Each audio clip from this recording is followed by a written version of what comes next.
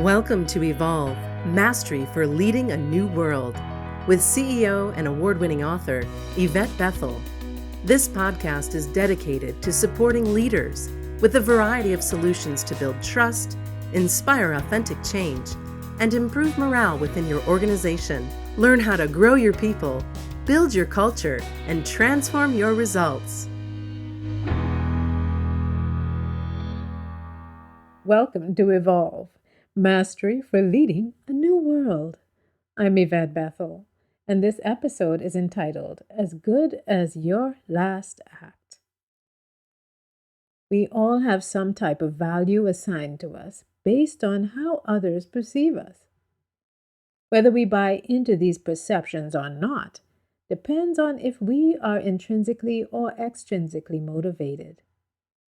For those who are intrinsically motivated, their personal value is internally defined. It is unwavering in the face of others' opinions. For those who are extrinsically motivated, they try desperately to navigate the landscape of public opinion, which can sometimes be quite demoralizing. Sometimes persons hold biases and devalue others deliberately. Sometimes bias emerges unintentionally. Here are a few examples of how persons tend to devalue others. Background checks.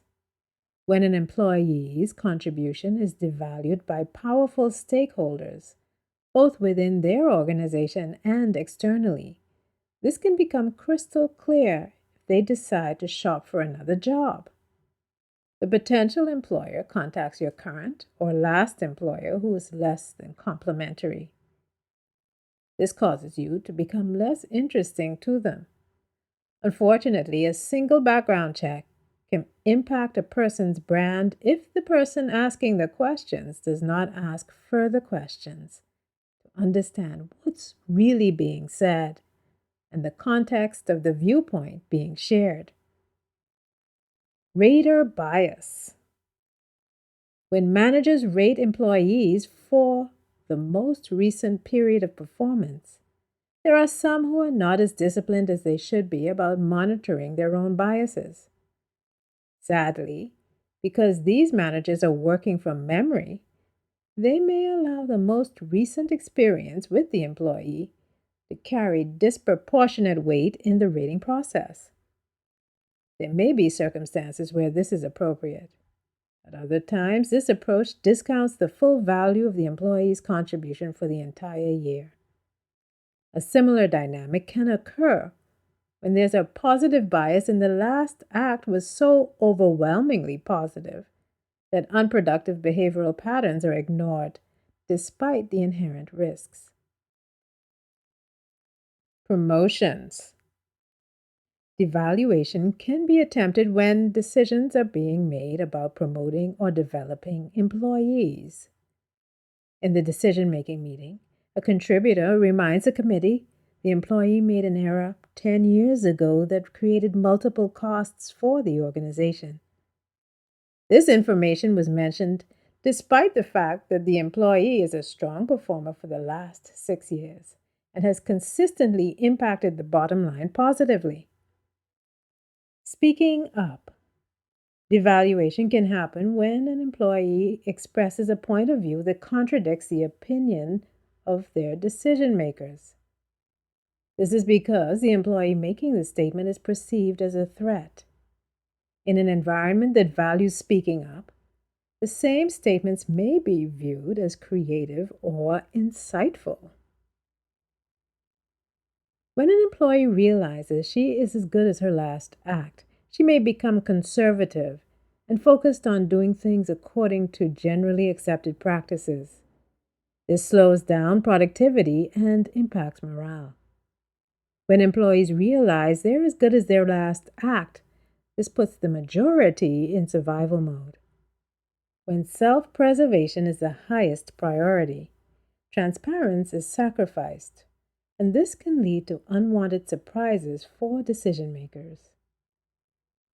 Another way costs manifest is through performance management. When positive bias seeps in and persons receive more than they earn, this creates morale issues among the true performers because they're pulling their weight in addition to the weight of the persons with inflated performance ratings. If being as good as your last act is an accepted practice, leaders and other cultural architects may want to consider creating a strategy to neutralize the devaluing effects of bias. It means being deliberate about your brand, taking your own brand into your hands. It also means creating a branding strategy that will not attempt to change who you are, but one that will refine your strengths and more effectively manage your areas for improvement. I've encountered several situations where persons were being judged based on circumstances that caused their last acts to be perceived as unproductive, regardless their positive attributes and track record. In fact, in some cases, no positive attributes were even being perceived because of overpowering bias. I've also encountered a situation where, when it seemed impossible for a leader to turn his brand around, he was able to establish a new one. In this case, the leader identified something the employer valued much, much more, causing decision makers to reevaluate the value he was adding, making him as good as his last act. As a leader, it's important that you manage your own brand, not letting others do it for you. It's also important to understand how the culture of your company may be contributing to how you are being perceived and valued. When persons are outliers and the culture values homogeneity, as already established, some persons submit to the pressure, others decide what they will do. Despite the pressures, because it's much more important for them to be able to live with themselves after everything is said and done. Thank you for joining me at Evolve, Mastery for Leading a New World. Join me this and every Monday for a new episode. In the meantime, remember, always manage your own value. Thanks for listening to Evolve, Mastery for Leading a New World. Visit YvetteBethel.com to learn more about Yvette's leadership programs and to download her free gift, Success Tips for Igniting Your Career.